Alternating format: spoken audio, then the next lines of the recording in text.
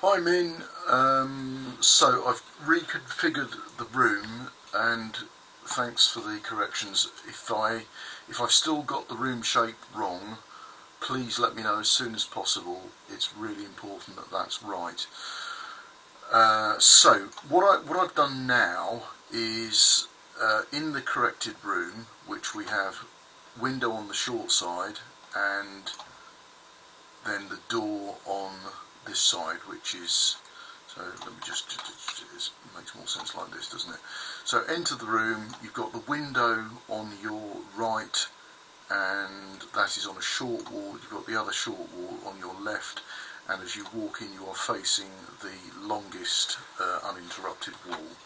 What would be really good to know is, can you tell me what, from the door architrave, so the most outer bit of door wood, to that wall, can you tell me what that is?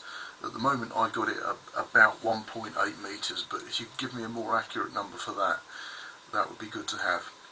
So in this version I've just shown the basic skeleton. I haven't bothered to put in any gliding baskets, I haven't put any shoe racks in, I haven't put any basket shelves in, and I haven't put any plain shelves in.